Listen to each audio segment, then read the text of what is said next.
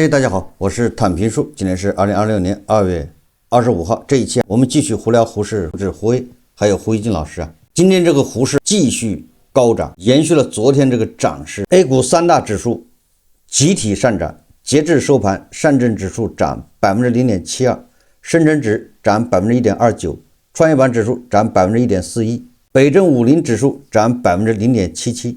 什么有色、化工、钢铁、稀土、永磁、电池、港口板块涨幅居前，影视院线、银行、算力、租赁、游戏板块跌幅居前。今天好像券商板块有所异动，券商板块一涨，是不是意味着后面还要冲高，要创新高？总之，在两会之前，恐怕也不会有什么大跌，创不创新高不知道，大跌也不太会的，因为年年都这样，马上要开大会了嘛。这个成交额是 2.4万亿，比上个交易日多了2600亿，这个成交额也不错。那股票涨多跌少，3748只上涨，1609只下跌。但是还是那句话，想赚钱不容易，因为今天涨的又是什么钢铁、有色，还有房地产还反弹了一下，港口航运什么的，这些年前他们都不是热门股，非常冷门，非常偏。高盛继续唱多胡适，高盛说每年超过14万亿人民币的新增可投资金面临投向选择，言下之意，子弹有的是，只要这些钱能够进胡适，那胡适再涨到5000点、6000点也不是事。14万亿人民币新增可投资金，子弹是无穷多。高盛的有效前沿模型分析显示，说中国居民当前的资产配置与理论最优状态存在巨大偏离，其在房产上配置权重高达 54%， 而权益资产仅占 11%， 远低于模型测算的 40% 最优权重。驱动这一潜在结构调整的核心因素在于资产预期回报率的分化。随着真实利率持续下行以及股票风险溢价维持高位，权益类资产的相对吸引力显著增强，而房地产和现金类资产的预期回报则相形见绌。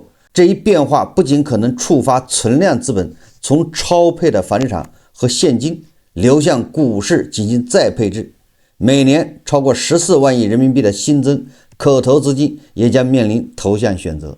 高盛继续唱多，总之这个子弹是无穷多，只要股市一涨，钱就进来了，就有人来接盘，就完全不顾这个市场里面这些筹码，这些什么筹码，臭如烂虾的，能涨吗？能给你回报吗？现在是有回报，现在是交易机会。说到交易，连特朗普吹自己是交易大师，我们都嘲笑他。你说哪个韭菜能够在交易这块手拿把掐？不多说了。第一财经日报今天他搞了一个视频，他这个视频讲的是马年首个交易日，他问大家赚钱了吗？这个第一财经告诉大家，胡适属马，也就是今年是胡适的本命年。他这么说的，他说一个有趣的巧合是，人们戏称 A 股属马，为什么呢？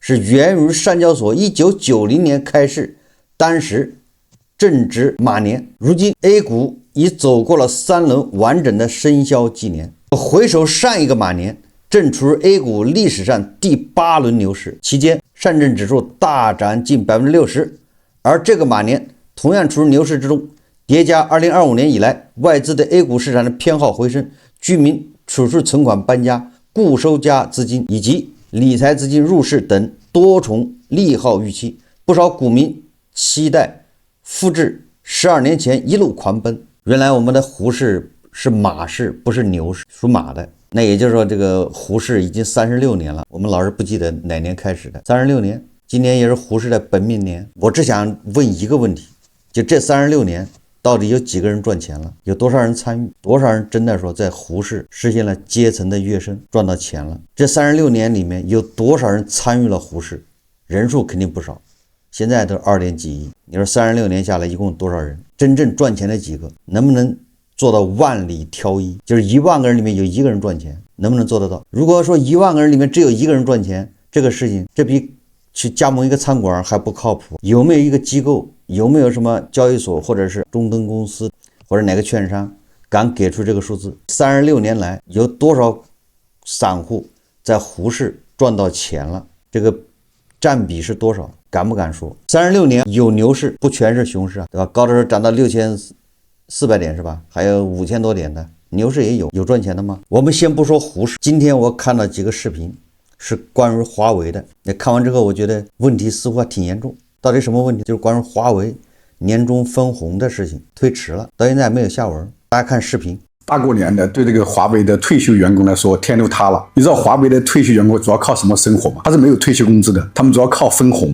我一个朋友在华为工作18年，46、7岁退休了，每年分红能分160万左右。他们华为这个退休员工啊，可能有10万8万人。你要干嘛嘛？他说我们天天锻炼身体，争取多拿一点分红。我前几天还很羡慕，我说华为这个对退休员工待遇真好。但是2025年到年底到2026年了，华为那个董秘啊，财务部还没有出这个分红方案，证明什么？证明华为也是有压力的。它压力来自于几个方面。第一，在这个 AI 时代，那华为大概24年的分红是800亿分出去啊，你对任何一个企业这个现金流的压力很大，分800亿啊，你企业要发展，对不对？所以这个华为分红是很慷慨的，对老员工也很慷慨。但是它是25年现在分红定不下来，为什么呢？它可能利润下滑，可能比如说500、600亿利润，你要不要分？分完以后，现在 AI 时代大家都在增加投资。你看硅谷的公司，谷歌一年赚大概1200亿美金左右，说我明年资本开支投资要投1800亿美金，说它股票不是下跌嘛，对不对？实际上华为现在你在这个 AI 时代，这个包括消费承压、汽车这方面都在承压，有压力比较大嘛。你要把所有赚的钱都去分掉，这个压力还是蛮大的。你分掉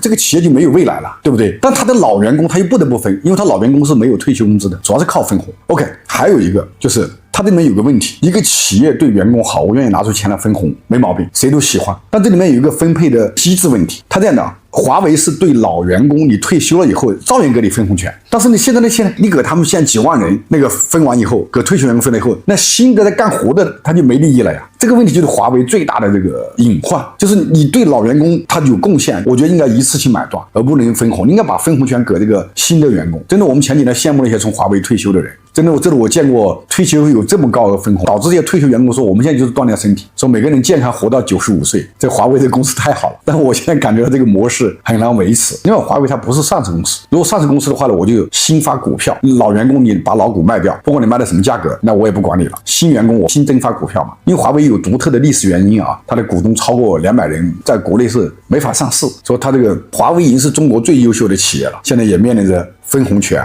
分配机制和次序发展的问题。所以有时候讲，投资人都喜欢有分红的公司，比如我们投某些空调公司，对不对？说它每年有多少分红。其实一个企业分红当然是好事，但分红也证明你没有未来了呀。真正牛逼的公司是不分红，你去投资未来。说小米不分红，我从来没意见，因为小米分红最大的获益者是谁？是雷军啊，对不对？他27%的股权，他分100亿，他拿走27亿多好，他不分，证明他有更大的规划、战略目标和部署嘛，对不对？另外，现在在这个时代，你现在企业，现在腾讯那种企业，一年利润都2000亿的企业，但它有个什么问题，知道吧？你看它从去年10月份到现在，股价跌了20%，因为感觉到 AI 你没有杀手级应用出来，不像豆包什么极梦 2.0 什么各方面牛得不得了，对不对？当然我相信腾讯会奋起直追啊，也就是说从这种华为啊、小米啊、腾讯这种公司都是中国营运能力超强、中国国民级的民营企业，民营企业里面的绝对的霸主嘛，都有各种各样的问题。做小企业也更难，不单单是有把利润去分红，还是持续发展的问题，还有把这个分红是给老员工是给新员工的问题。多给老员工吧，那个新员工没有积极性，干活都拿不到钱，那这个逻辑不通啊。你不给老员工嘛，按你原来这么定的，你也给了我虚拟股权，然后我也有那个历史贡献，你怎么面对？说这个最终还是真正只有像很多上市公司那样，尤其美国硅谷的一些上市公司，就是给期权、给股权，只有上市才能让一个企业持续的激励员工、持续的发展，没有别的办法。说我今天看到这个华为2025年的分红定不下来，已经到期了，整个我在网上看到了很多消息，华为很多退休员工那个群都炸锅了。这个今年咋回事啊？他们以前每一股那个分红能分到1.8块，现在据说今年连1.2块都到不了，因为都分掉，企业没有发展的动力了，没有发展的资本了，挺不容易的。大过年的，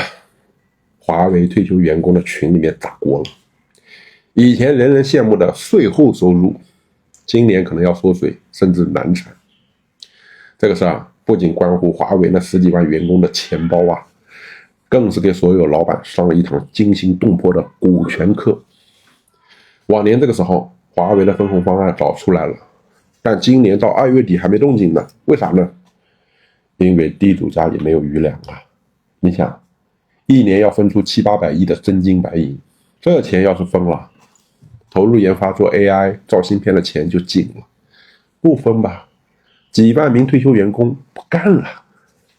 要知道，华为很多40岁退休的老兵没有退休金，全靠保留的股票分红过日子，有人一年能拿160万。他们现在的任务就是锻炼身体，争取活到95岁。但这就有一个巨大的隐患，干活的年轻人拿得少，退休的老前辈拿得多。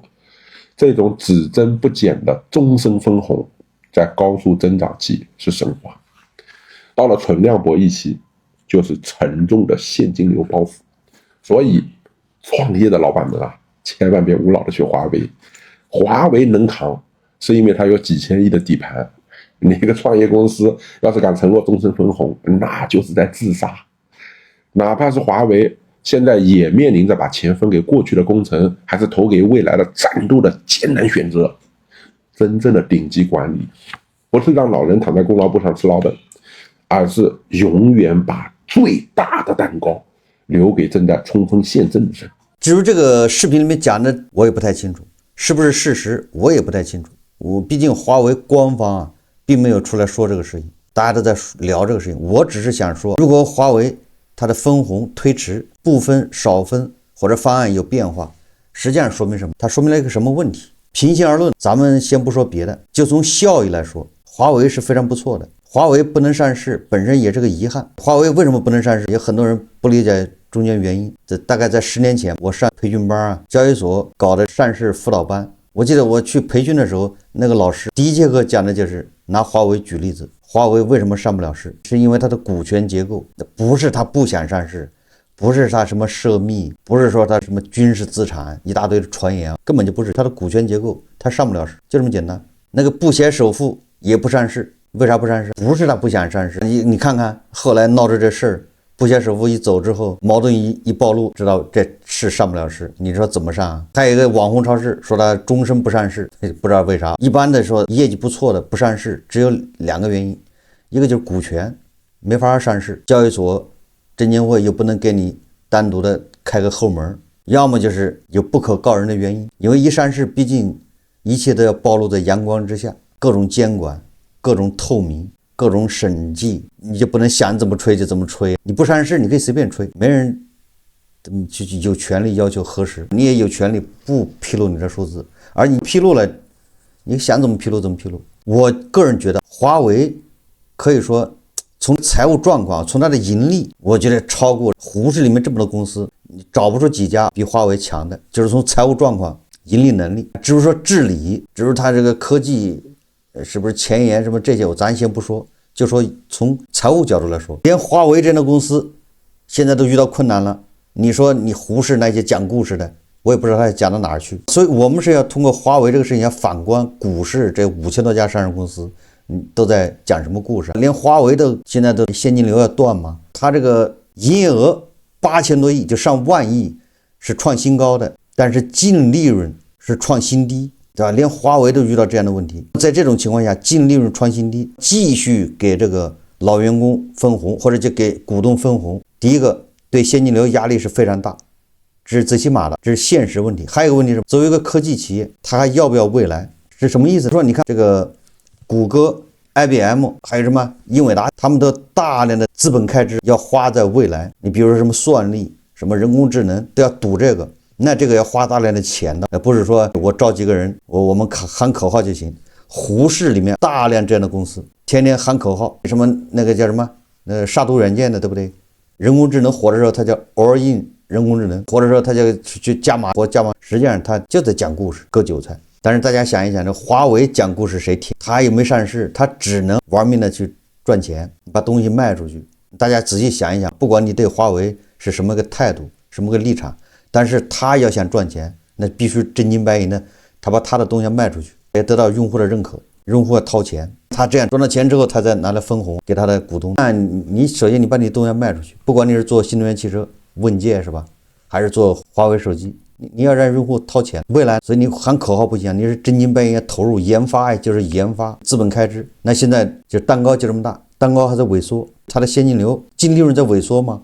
那萎缩，那它用来投向未来的研发和现在还这么多员工要分红，这两个之间你得选择，是不是就这么个事？如果不要未来，那你现在接着分；如果你要未来，那你现在这分的钱就少了。我认为是这么个事。但是不管怎么说，从它的财务角度来看，从那网上说的这些，它利润率都在变薄，毛利都在变低，营业额增长，但是净利润是下降。但是它的分红是不是还一年比一年多？因为这个老员工越来越多，股份在那儿，对不对？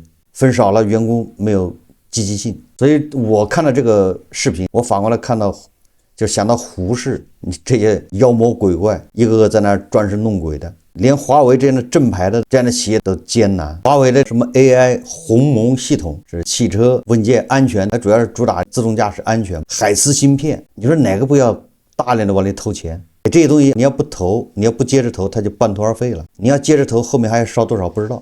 这是我个人理解。你说鸿蒙系统、海思芯片算成功吗？